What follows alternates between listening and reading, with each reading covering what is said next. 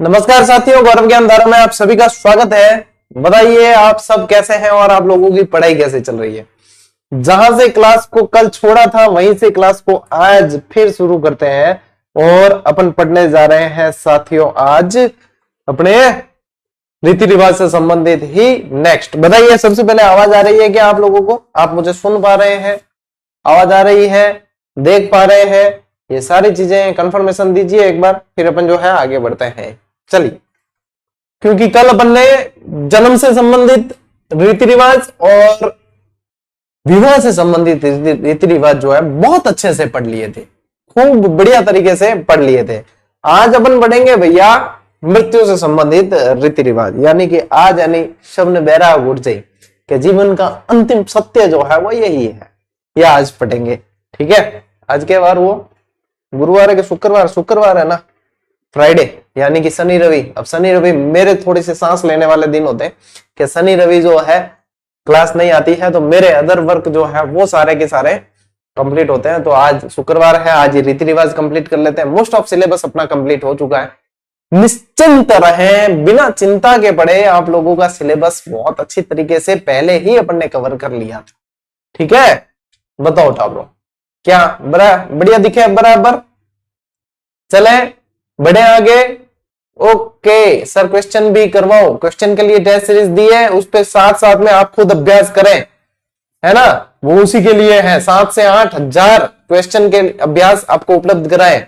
अब यहां भरोसे मत रहे कि सिर्फ यहां 40-50 करवाएं, वही क्वेश्चन आप लोग के क्वेश्चन कराओ। अरे टाब्रो, इतनी व्यवस्था मतलब दे रखी है, उस पे आपको खुद क्वेश्चन करने हैं। आप तो कह दो कि कल सर ओएमआर भरने भी साथ चलो, तो वह संभव तो ही है। थोड़ा तो आपको खुद भी तो प्रयास करना पड़ेगा ना, है बोली बातें करो ना टावरों थे। देखो, मृत्यु से संबंधित रीति रिवाज और संस्कार। ठीक है, चलिए पढ़ते हैं इसे। सबसे पहले देखो, इसको पढ़े आप अंत्येष्टि। अब अंत्येष्टि के बाद में तो वैसे अंत्येष्टि के बाद भी कई सारे संस्कार होते हैं, लेकिन अंत्येष्टि को 16 संस्कारों में सबसे अंतिम संस्कार माना जाता है। ठीक है, सबसे अंतिम संस्कार मानते हैं अंत्येष्टि को। हिंदू धर्म में अंतिम संस्कार करने से संबंधित यह संस्कार मरणोपरांत क्रियाक्रम करने से संबंधित है। कार्यक्रम और क्रियाक्रम में फर्क होता है। कई बार जो है कईयों के घर पे कोई समारोह कार्यक्रम वगैरह होते हैं, वो कह देते हैं कि हाँ क्रियाक्रम का आयोजन किया। अरे क्रियाक्रम को नहीं डोपा, क्रियाक्रम अलग चीज होया करे, कार्यक्रम अलग चीज होया करे, है ना। जो भी समारोह है उन्हें कार्यक्रम बोला जाता है, क्रियाक्रम नहीं बोलते। क्रियाक्रम तो अंत्येष्टि के साथ में होता है ना। तो ये चीजें कई न्यूज वालों ने तो क्रियाक्रम की व्यवस्था करवा दी थी धर्मेंद्र पाजी की। धर्मेंद्र पाजी ने कहा कुत्ता तुम्हारा खून पी जाऊंगा, मैं अभी जिंदा हूं। उनका फेवरेट डायलॉग रहा है बॉलीवुड में, है ना। मैंने स्टेटस भैया नहीं लगाया क्योंकि अपन जांच पड़ताल पूरी हो जाए। न्यूज वाला घना हुला है भाई, न्यूज चैनल वाला घना हुला है। न्यूज चैनल वालों के लोगों ने देखा तो लोगों के न्यूज चैनल वाले बता रहे हाँ राम नाम सत्य है, सत्य है भाई। अरे इतनी भी मतलब रेस्ट इन पीस की इतनी भी उतावल मत किया करो कि आदमी जिंदा है तो भी आप उसको श्रद्धांजलि दे ही दे, है ना। सनी पाजी गुस्सा हो गए, देखो एक वीडियो आ रहा है। और धर्मेंद्र पाजी तो कहते थे, अब सनी पाजी कह रहे कुत्ता तुम्हारा खून पी जाऊंगा, बाप जिंदा है अभी। चलिए that's a part of joke, लेकिन ये है कि धैर्य आप लोगों को रखना चाहिए। ठीक है, चलो देखो, वैकुंठी मृत व्यक्ति के शरीर को शमशान तक ले जाने हैं तो उसे मृत्यु शैया पर बैठाया जाता है, ले जाया जाता है। इसे अर्थी या वैकुंठी कहते हैं। इसे क्या कहते हैं? अर्थी या वैकुंठी के नाम से जानते हैं। अब वैकुंठी देखो, अर्थी तो वैसे जो लिटा कर ले जाते हैं ना यदि शमशान घाट में, तो उसे तो कहा जाता है अपने अर्थी कहा जाता है। और क्या होता है कि जैसे आप देखेंगे ना, जैसे मैं आपको बताऊं, जैसे गोस्वामी है वगैरह ऐसे समाज है, इनमें क्या होता है कि जो वृद्ध पुरुष है बहुत, तो उनमें मतलब सम्मानीय पुरुष है तो उनको पालकी में बिठा कर ले जाते हैं, उनको वैकुंठी बोला जाता है। उनको क्या बोलते हैं? वैकुंठी बोला जाता है। तो ये ध्यान रखना है। फिर देखो शव यात्रा, तो आप सभी को ध्यान है मृत्यु से संबंधित संस्कार में कि व्यक्ति की मृत्यु के बाद घर में शमशान तक ले जाने को शव यात्रा कहा जाता है। और शव यात्रा का नेतृत्व बड़ा पुत्र या निकट संबंधी करता है। ठीक है, इसमें भी नेतृत्व यानी कि वो आगे चलेगा। और फिर ये है एक ये बखेर, बहुत महत्वपूर्ण है, मोस्ट इंपोर्टेंट कर देना इसे। इसे क्या बोला जाता है? बखेर। इससे संबंधित सवाल आप लोगों के बना भी है, इससे संबंधित सवाल बना है। मृत व्यक्ति के शरीर को शमशान तक ले जाने समय अर्थी के आगे सिक्के बिखेरना, सिक्के, फूली, मकाने वगैरह होते हैं, वो बिखेरते बिखेरते जाते हैं, तो उन्हें कहा जाता है बखेर। और उसमें से जो सिक्के होते हैं ना, वो ऐसा माना जाता है कि वो जो है गले में छोटे बच्चों को पहनाने से नजर नहीं लगती। तो कई सारे जो है उन बखेर में बिखेरे हुए सिक्कों को लाते हैं घर पे और फिर उनको जो है छोटे बच्चों को गले में पहनाते भी हैं। ठीक है, तो ये ध्यान रखना है।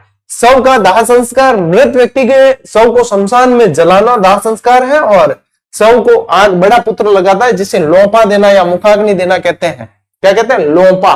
ये प्रश्न बन चुका है और ये ध्यान रखना है ना।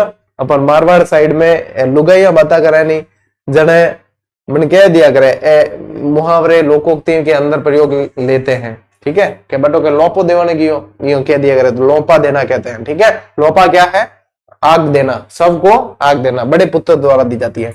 अस्थि संचयन, दाह संस्कार के तीसरे दिन सभी निकट संबंधियों द्वारा चिता की भस्म से अस्थियों को एकत्रित, यानी कि एक तो देखो मजबूत जो हड्डियां होती है बुझ जाती है, एक तो दाढ़ बच जाती है पूरी तरीके से नहीं जलती, और कुछ जो हड्डी बच जाती है तो उनको जो है चुनकर लाया जाता है और उसको बोलते हैं फूल, है ना, कि फूल पधराने गए ऐसे कहते हैं। तो फूल पधराने, फिर उनको अस्थियों को जो है अस्थि विसर्जन के लिए कहा जाते हैं, हरिद्वार जाते हैं या फिर पुष्कर जी जाते हैं, तो फूल पधराना कहते हैं। वो फूल चयन करने जाते हैं, उसके बाद में उन्हें पधराने जाते हैं, ये एक परंपरा है। तो इसको फूल चुगना भी कहा जाता है। ठीक है, और फूल पधराना, मृत्यु के बाद किसी पवित्र नदी या झील में अस्थि विसर्जन करना। अब जैसे झील इसलिए लिखा है क्योंकि यदि अपन गरासिया समाज के लोगों को देखे तो नक्की झील में अस्थि विसर्जन करते हैं। ठीक है, और मीणा समाज के लोगों को देखे तो यहाँ पे गंगा प्रकट होती है, जैसे कि भोसालिया वगैरह इनके आसपास, तो वहां पे जो है विसर्जन करते हैं। बाकी ज्यादातर हरिद्वार तो जाते ही। भजन कीर्तन, मृत्यु के 11वें दिन मृतक की शांति के लिए भजन कीर्तन का आयोजन किया जाता है। ये 11वें दिन होता है। मौसर, मौसर क्या है? मृत्यु भोज है। यदि व्यक्ति जीवित रहते अपनी मृत्यु का भोज आयोजित कर दे तो उसे कहते हैं जोसर। और ये क्या है? मृत्यु होने के बाद में उसके पीछे जो है रिश्तेदार करते हैं उसे बोलते हैं मौसर। उसे क्या बोलते हैं? मौसर बोलते हैं। तो ये ध्यान रखना है आपने को, एक प्रकार का मृत्यु भोज है, इसे मौसर या नुक्ता भी कहा जाता है। पगड़ी की रस्म, इससे संबंधित प्रश्न बना था। इस पगड़ी की जो रस्म है इसे बोला जाता है पाग दस्तूर। क्या बोलते हैं? पाग दस्तूर इसे बोलते हैं। ये प्रश्न बन चुका है भैया। मौसर के दिन शाम को मृतक के ज्येष्ठ पुत्र को निकट संबंधियों द्वारा उत्तराधिकारी के रूप में पगड़ी बंधाई जाती है, उसे जिम्मेदारियां सौंपी जाती है उस परिवार की, इसे बोला जाता है अपने पगड़ी दस्तूर। ठीक है, पाग दस्तूर या पगड़ी की रस्म, ये बना था प्रश्न। श्राद्ध, ये आप सबको पता है, भाद्रपद पूर्णिमा से अश्विन अमावस्या तक श्राद्ध पक्ष आता है, जिसमें ब्राह्मणों को भोजन करवाया जाता है। जिस तिथि को व्यक्ति की मृत्यु हुई है उस दिन भाद्रपद पूर्णिमा से अश्विन अमावस्या के बीच में श्राद्ध होता है। उस दिन अश्विन अमावस्या तक श्राद्ध होता है। और एक होता है ओख लेना। ओख यानी कि किसी चीज की आड़ लेना। यदि किसी व्यक्ति की त्योहार के अवसर पर मृत्यु हो जाती है तब उस परिवार में उस त्योहार को नहीं मनाया जाता, यानी कि इस प्रथा के द्वारा उस त्योहार की ओख ली जाती है, यानी कि आड़ ली जाती है। ठीक है, ये ध्यान रखना है। ठीक है, चलिए स्क्रीनशॉट ले लो इसका। अभी मैं एक और स्लाइड में आप लोगों को मृत्यु की और भी चीजें बताऊंगा।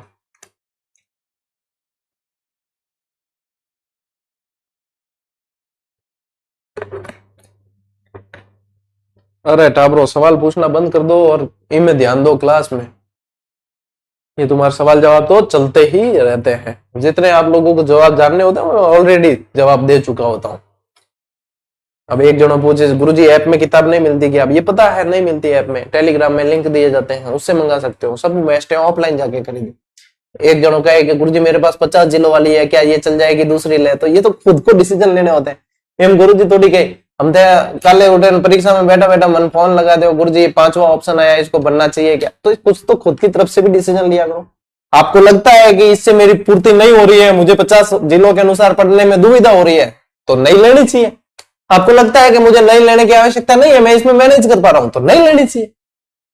नहीं लेनी चाहिए और नहीं लेनी चाहिए में फर्क है। अब टाबरो ए भी थे तो खा लू, एक एक कबो खाओ जो गुरुजी खा लू क्या? नींद आएगी तो क्या बता करो अर्थ है, थोड़ा तो मैच्योर हो जा रहा है। कई तो दो दो बच्चों के माँ बाप हैं, फिर भी ऐसी भोली बातें पूछते हो तुम, है? Be mature. दुनिया आपको मतलब इस्तेमाल करने के लिए बैठी है और ऐसी चीजों में तो इस्तेमाल होते हैं। अब ये तो खुद को डिसीजन लेना है, वो भी हमसे पूछोगे हम तो ये कहेंगे अरे लेनी है बेटा, नहीं लेनी है तुम्हें, पुराने से क्या होगा? तो खुद की तरफ से डिसीजन लो कि आपकी क्या जरूरत है, आपकी जरूरत क्या, आपकी जरूरत नहीं है तो क्यों लेनी है, आपकी जरूरत है तो क्यों पूछना है, लेनी है। That's a simple answer of your question बेटा। अब देखो बैकुंठी आप लोगों को बताया था, please back to class, class पे आइए, कृपया ध्यान दीजिए। तेरा ध्यान किधर है, तेरी स्लाइड इधर है। बैकुंठी देखो सम्माननीय, आदरणीय, पूजनीय, कुछ सब देखो वापस आएंगे। ये आप लोगों को और भी कुछ नए चीज इसमें मिलेंगे। पिछली बार मैंने इसी के माध्यम से आप लोगों को मृत्यु से संबंधित सारे संस्कार पढ़ाए थे। आपकी पहले वाली स्लाइड लिए वो एक्स्ट्रा है, ठीक है। तो पूजनीय गणमान्य जो व्यक्ति होते हैं उनकी शव यात्रा को गाजे बाजे के साथ में शमशान घाट ले जाते हैं, बैकुंठी में बिठा के ले जाते हैं। ये फिर जो पैसे उछालते हैं उसे क्या कहते हैं, बखेर या उछाल कहा जाता है। बैकुंठी के आगे मृत व्यक्ति के पोतों व निकट संबंधियों द्वारा साष्टांग दंडवत करते हुए आगे बढ़ना दंडोत कहलाता है। ये नया सब नोट कर लेना। शव को शमशान ले जाते वक्त पिंड दान किया जाता है तथा आटे से बना हुआ पिंड गाय को खिलाया जाता है, इसको बोलते हैं पिंड दान करना, ठीक है। और शमशान के पास वाले चौराहे पर अर्थी की दिशा बदली जाती है, यानी पास में एक आता है आधे टो, क्या है पिंड, पिंड कहीं के आधे टो, तो पास में जो आता है एक चौतरा बना हुआ होता है उस पर रख के अर्थी की दिशा बदली जाती है, उसे बोलते हैं आधेटा। वो देखो लिखा हुआ आधेटा या आधा रास्ता या आधेरा कहा जाता है। बैकुंठी को जो कंधा देते हैं वो कहलाते हैं कांधिये, कंधा देते हैं इसलिए क्या कहलाते हैं, कांधिया कहते हैं।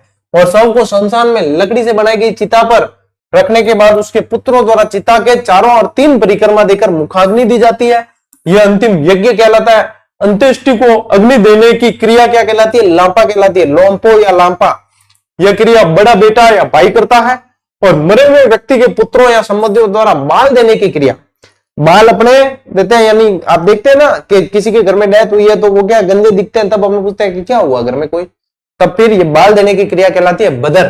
क्या कहलाती है, बदर कहलाती है। यानी कि दाढ़ी कातरियो भी क्या इनके क्या दाढ़ी कातरियो क्या, दाढ़ी कातरिया ये दिन राख्या है तो दाढ़ी कातरियो बदर कहलाता है। मृत व्यक्ति का कपाल फोड़कर उसमें घी डालने की क्रिया कपाल क्रिया कहलाता है। कपाल खंड जो है बहुत मजबूत आता है, तो उसमें क्या है कि घी उड़ेल कर फिर वो अंतिम जो है थोड़ी देर और चिता जलती है और उसके बाद में जो है अंतिम संस्कार संपूर्ण होता है। अंत्येष्टि के बाद मृतक के घर वालों को सांत्वना देना सांतरवाड़ा कहलाता है। क्या कहलाता है, सांतरवाड़ा कहलाता है। और मृत्यु के तीसरे दिन शमशान में जल से भरा हुआ घड़ा रखा जाता है तथा पके हुए चावल रखे जाते हैं। मृतक की हड्डियों को शमशान से सुरक्षित लाकर रखना ही फूल चयन कहलाता है, यानी फूल चुगना या फूल चुनना। अस्थियों या चिता को बहती हुई जल धारा में प्रवाहित करना, ये फिर बाद में जो है प्रवाहित करते हैं, ठीक है। ये फूल पधराना कहलाता है। ये क्या कहलाता है, फूल पधराना। और देखिए फूल पधराना, और उसके बाद में मरे हुए व्यक्ति की याद में दिया जाने वाला मृत्यु भोज मौसर या बारवा, बारी हो क्या ना, मौसर या बारवा या खर्च या मोहच्छा या औसर या नुक्ता कहलाता है, ठीक है। इतने सारे नाम है, इससे बाहर नहीं पूछेंगे प्रश्न, इन नामों से बाहर नहीं पूछना है। मौसर के अवसर पर दिए जाने वाला उपहार लैंड कहलाता है। और आदिवासियों के मृत्यु भोज को कांगिया कहा जाता है। क्या कहा जाता है, कांगिया। ये कांगिया जो होता है ये वेजिटेरियन भी होता है, नॉन वेजिटेरियन भी होता है। ये एक तरीके का मतलब ऑप्शनल है चीज। जीवित व्यक्ति द्वारा स्वयं का मृत्यु से पहले दिया जाने वाला भोजन जौसर, और साधु सन्यासियों के मरने के बाद दिए जाने वाले भोजन भंडारो कहलाते हैं। भंडारो है यानी कि। अब कई जना कमेंट कर रही, अब मैं कमेंट देखू, कई जना कह रही गुरुजी साफ नहीं दिख रहा, तो साफ दिखेगा ही नहीं। जब आप कमेंट कर रहे हैं तो आप लोगों को साफ नहीं दिख सकता, क्योंकि आपने स्क्रीन को कर रखा है 1/3, आधी भी नहीं 1/3 छोटी कर रखी है, तो साफ दिखा नहीं। दूसरा कि साफ देखना है तो स्क्रीन को करना होता है वर्टिकल, तो नहीं बोलते ना, हॉरिजॉन्टल। और उसके बाद में क्वालिटी होनी चाहिए कम से कम 480 क्लियर कट। मेरी दाढ़ी को एक एक बाल भी थे देख सको बिन, ठीक है। तो यहाँ पे 4K कैमरे लगे हुए हैं। यहाँ हमारे सामने जो कैमरा है ना 4K कैमरा है। 4K कैमरा यानी सबसे लेटेस्ट, HD से भी ऊपर होता है 4K, ठीक है। 4K से ऊपर अभी आए नहीं है। इन धके तो भाई दोरा है, दोरा। इन कैमरे के आगे तो दोरा है भाई, है बताइए। PTZ, वो भी 4K PTZ कैमरा है। चलो ले वो स्क्रीनशॉट, एकदम क्रिस्टल क्लियर साफ दिख रहा है, इससे साफ हो ही नहीं सकता। देखो कमेंट कर रहे हैं बच्चे 480% बिल्कुल साफ दिख रहा है, तो भी कई जना करे गुरुजी मान नहीं दिखे। तो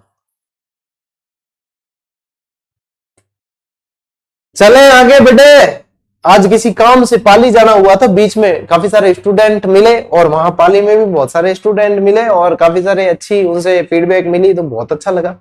अक्सर बच्चे कहते हैं कि सर ये क्लासें वास्तव में पढ़ने में नियमितता देती है, और पेड कोर्स लेके भी हमारे पढ़ने की इच्छा नहीं होती, जबकि ये क्लास हमारे छोड़ने की इच्छा नहीं होती। एक शिक्षक के लिए इससे बड़ा कोई कॉम्प्लीमेंट नहीं हो सकता। और इन कॉम्प्लीमेंट्स के लिए, इन दुआओं के लिए दिल से धन्यवाद। ये प्रेम बना के रखें, ये क्लासें ऐसे ही चलेगी अनवरत। कई लोगों ने रोकने की कोशिश की, लेकिन अपन रुके क्या? नहीं। कई लोगों ने ये करवाने की कोशिश की कि आप फ्री कब तक चलाएंगे, पेड़ में आ जाओ, लेकिन अपन आए क्या? नहीं। तो भैया ये सब आप लोगों का प्रेम है, ये गौरव सिंह गानेराव नाचीज है, इसे बनाया आप लोगों ने है, तो ये क्लास ऐसे ही चलेगी, चिंता मत करो। राजस्थान के अंदर आदिवासियों के रीति रिवाज, राजस्थान में आदिवासियों के रीति रिवाज, ये थोड़े सी आप लोगों को और अलग से ध्यान रखना है। अब देखो नाता प्रथा, ये नाता प्रथा वैसे ज्यादातर कई जगह होती है।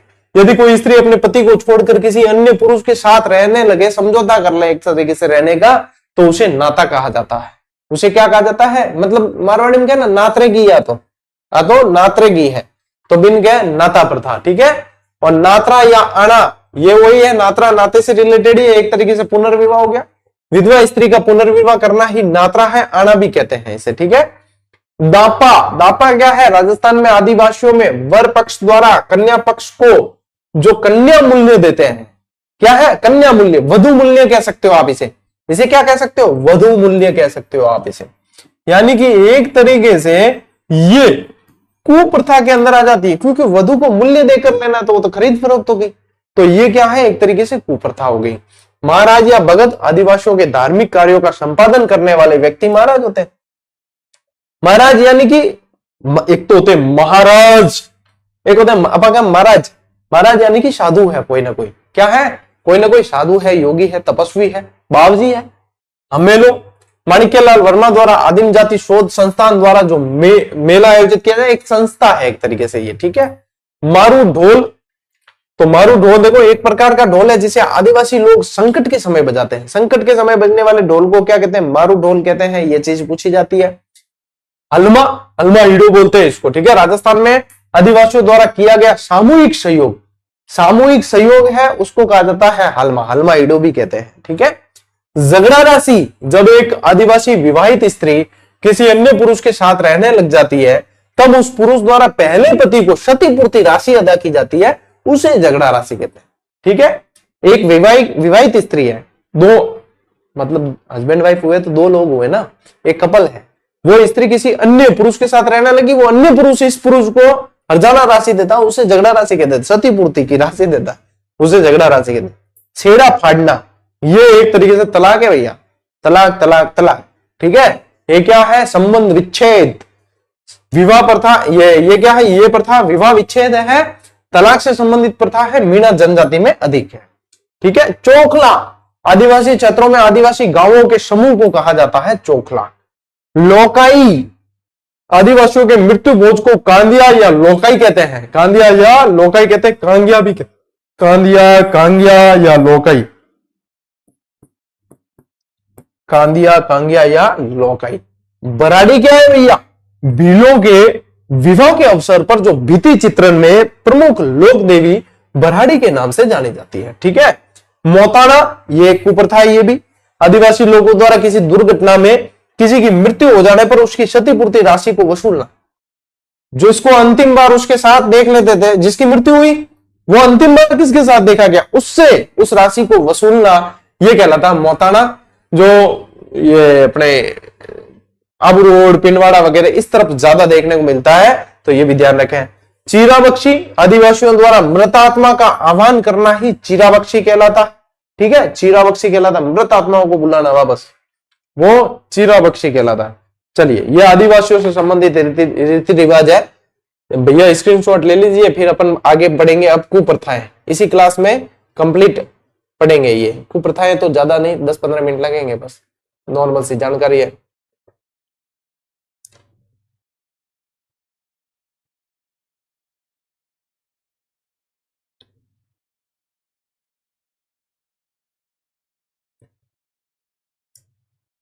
चले आगे बढ़े।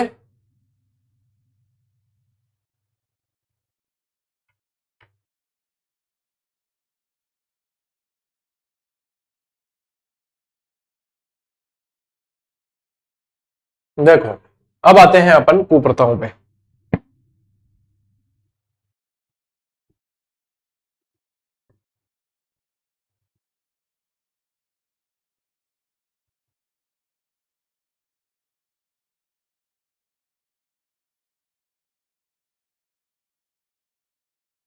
हाँ भाई, क्या देख रहे हो? पढ़ना है। मुंह देखने से क्या होगा है? चलो पढ़ते हैं।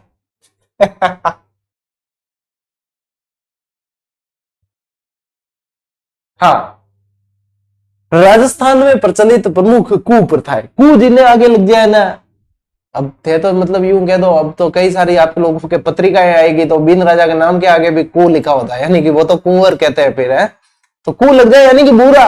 अब यानी बिन राजा धकेला पीड़े तो बुरा थोड़ी है? ची लिखा होता है तो चिंपांजी थोड़ी है, चिरंजीवी होता है। कु लगा है तो वो बुरा थोड़ी है, वो तो ढंगा ही है, तभी विवाह हो रहा है। लेकिन ये कु उपसर्ग बुरे का मतलब क्या, बुरे का अर्थ बताता है ये कु उपसर्ग, ठीक है? आप लोगों को अपने मुकेश जी सर बताएंगे हिंदी वाले, तो यहाँ पे वो मत समझना कि कु यानी कि वो दूल्हा खराब है, भाई खराब नहीं है। विवाह की उम्र जो है लड़के के लिए वर्तमान में 21 और लड़की के लिए 18 ही है। अब अभी तक दोनों के लिए 21 इक्वल पारित नहीं हुई है, बराबर तरीके से नहीं हुई, अभी भी यही चल रही है, ठीक है?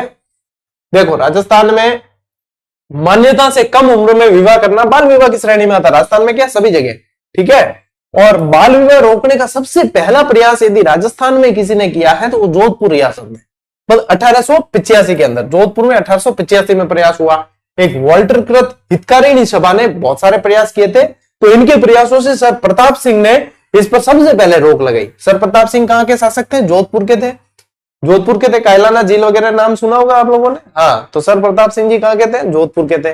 फिर बाल विवाह निरोधक कानून बनाया, जो इसे शारदा एक्ट के नाम से जाना गया, जो हरविलास शारदा के प्रयासों से बना है, हरविलास शारदा के प्रयासों से बनाया गया। तो ये आप लोगों को ध्यान रखना है, इसका स्क्रीनशॉट लो। अब आगे बढ़ते हैं अपन।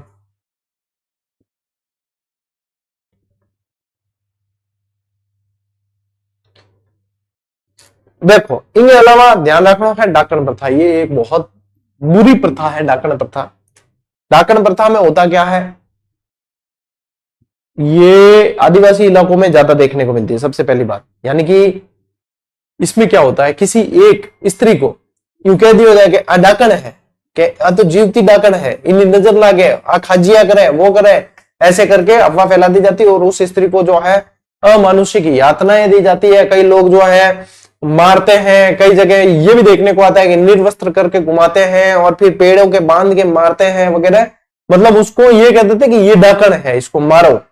तो ये प्रथा बहुत खतरनाक और भयानक प्रथा थी, तो इस पे फिर रोक लगा था। ये मेवाड़ साइड में ज्यादा होती थी, ये मेवाड़ साइड में ज्यादा देखने को मिलती थी। 1853 में इस पे रोक लग गई थी। किसी स्त्री को डाकण या छुड़ैल होने का आरोप लगाकर अत्याचार करना, मारना, पीटना इस प्रथा में आता था। यह प्रथा आदिवासी समुदाय में ज्यादा देखने को मिलती है। इस पर रोक लगाई जेसी ब्रुक ने। जेसी ब्रुक के प्रयासों से स्वरूप सिंह, जो मेवाड़ के राणा थे, मेवाड़ राणा स्वरूप सिंह थे, उन्होंने इस पर रोक लगाई है, इस पे रोक लगाई। और लगाई कब? 1853 में। कहां लगाई? खेरवाड़ा के अंदर। मोस्ट इंपोर्टेंट लाइन है, यहां से प्रश्न बनेगा, यहां से आप लोगों के ये प्रश्न बनेगा, ये मोस्ट इंपोर्टेंट आपके प्रश्न है, ठीक है? चलिए स्क्रीनशॉट लीजिए भाई। सर पिक में दिख रही है वही डाकण है क्या? अरे डाकण पिक्चर तो, फोटो तो इसलिए है कि भाई डाकण प्रथा आप लोग ऐसे दिखते हैं, पिक्चर में दिख रही है डाकण, थोड़ी डाकण होती तो मैं पढ़ा कैसे रहा होता है इसके सामने यार। मतलब ये तो एक सांकेतिक है रहे, ऐसा इस प्रथा में होता है ये चीज। भावनाओं को समझो, तुम फोटो पे मत जाओ।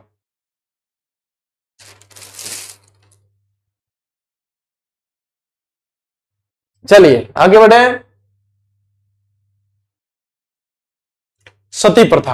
अब सती प्रथा क्या होता था कि उस समय, ये भी अब 1829 में इस पे भी रोक लगी, ठीक है? सती प्रथा पे भी। सती प्रथा में क्या होता था कि पुरुष मर गया है तो उसकी जो पत्नी होती थी उसको जबरदस्ती चिता के साथ में जलाया जाता था। और मान लीजिए पति कहीं अलग जगह मरा है, उसका दाह संस्कार अलग जगह हो रहा है, पत्नी अलग जगह है, तो उनको पति की किसी निशानी के साथ में जलाया जाता। अब इसमें क्या होता था कि जो ये सती प्रथा होती थी, जो बड़े बड़े लंबे लंबे बांस रखते थे और ये भी पढ़ने में आता है कि महिलाएं जो है, जब कोई भी व्यक्ति जलता है तो विरोध करेगा, तो जब विरोध करती महिलाएं जो है चिता में से उठ के भागने लगती थी डायरेक्ट, जब ऐसे सुला देते तो ये क्या करते, बड़े बड़े लंबे बांस रखते, उसको वापस उसमें धकेलते।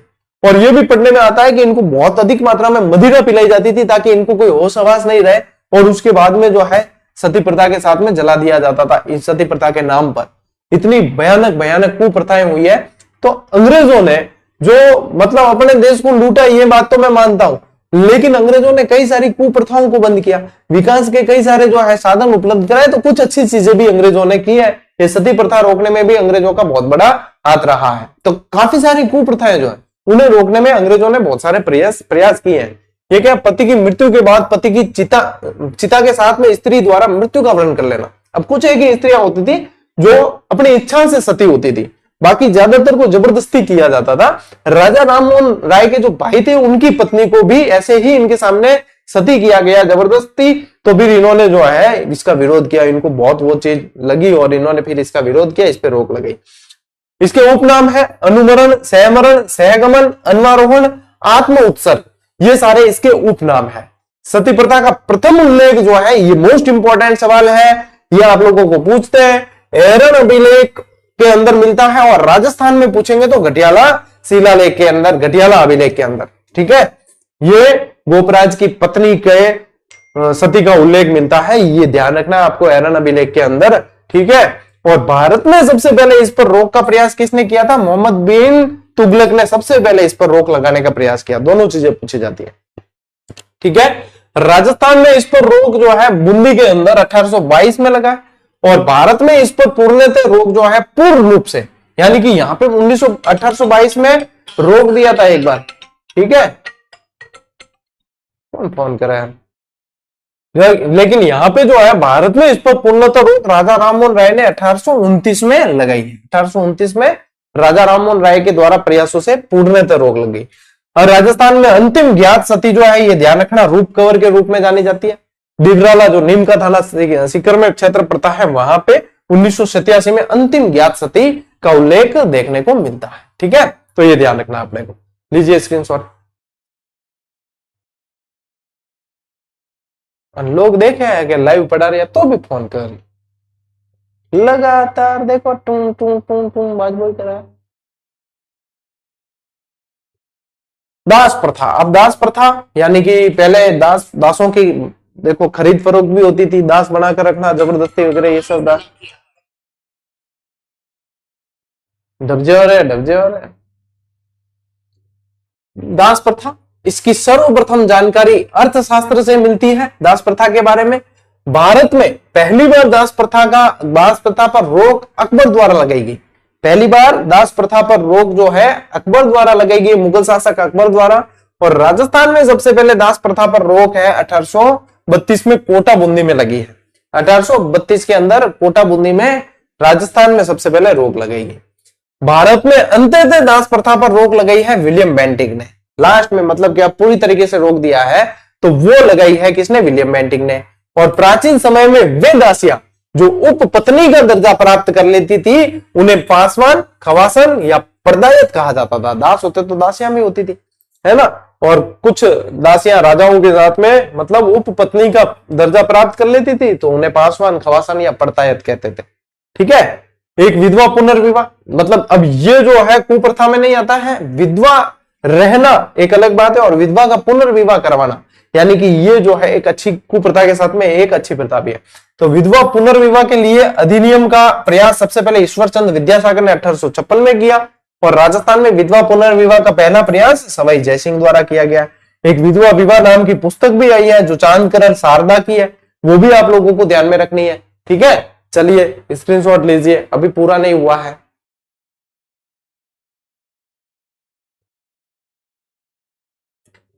अब देखो कुछ के आपको सीधे सीधे पूछे जाते हैं स्थान की कहां पे रोक लगी और सन पूछ लेते हैं कि कब रोक लगाई गई। तो देखो कन्यावध, इस पे रोक सबसे पहले जो है बूंदी के अंदर 1833 में और कोटा में 1834 में लगाई है। विल्किंसन के प्रयासों से विलियम बेंटिक ने रोक लगाई है, ये भी ध्यान रखना है। विल्किंसन के प्रयासों से विलियम बेंटिक ने रोक लगाई। फिर एक है त्याग प्रथा। त्याग प्रथा में क्या होता था कि शादी ब्याह में, क्षत्रिय समाज के अंदर जब भी शादी ब्याह होते तो कई लोगों द्वारा जबरन धन वसूली की जाती थी। तो इसमें क्या होता था कि कोई लोग ऐसे भी थे जो इतने धनाढ्य नहीं थे, धन संपदा नहीं थी, तो ओढ़ा ओढ़ी में इतने पैसे नहीं दे पाते थे, तो आर्थिक दबाव बहुत ज्यादा बढ़ जाता था। तो ये भी एक कुप्रथा थी, तो जबरन नेक वसूली की जाती थी। तो यहाँ शादी ब्याह में नेक के नाम पर जबरन धन वसूलना त्याग प्रथा में आता था। इस पर 1841 में जोधपुर में सबसे पहले रोक लगाई गई। ठीक है। समाधि प्रथा, समाधियां लेना, महाराज या संत या जो भी होते थे तो जीवित समाधि ले लेते थे, तो समाधि प्रथा पे भी रोक लगाई अंग्रेजों ने। लॉर्ड लुडलो के प्रयासों से 1844 में जयपुर में रोक लगाई गई इस पे। एक होता था सागड़ी प्रथा। सागड़ी प्रथा को आप बंधुआ मजदूरी के नाम से भी जान सकते हो। बंधुआ मजदूर यानी कि पीढ़ी दर पीढ़ी वो उनके वहां पे सागड़ी रहेंगे और उनको पैसा नहीं मिलेगा, काम उनको पूरा करना है, पैसा नहीं दिया जाएगा और वो वहां पे मजदूरी करेंगे, बेगारी करेंगे। इसको बोला जाता है सागड़ी प्रथा। आजकल तो सागड़ी भी होते हैं, उनको पैसे देते हैं और वंशानुगत नहीं होते, पहले वंशानुगत होते थे। तो ये बंधुआ मजदूरी भी बहुत खतरनाक थी, तो इस पे रोक लगाई है। 1961 में इस पे रोक लगा दी गई। एक कुकड़ी प्रथा, ये सांसी जनजाति में नवविवाहित को चारित्रिक परीक्षा देनी पड़ती है, ये भी आपको ध्यान रखना है कि ये भी कुप्रथा के अंतर्गत आती है। ठीक है, चलिए स्क्रीनशॉट लीजिए भाई।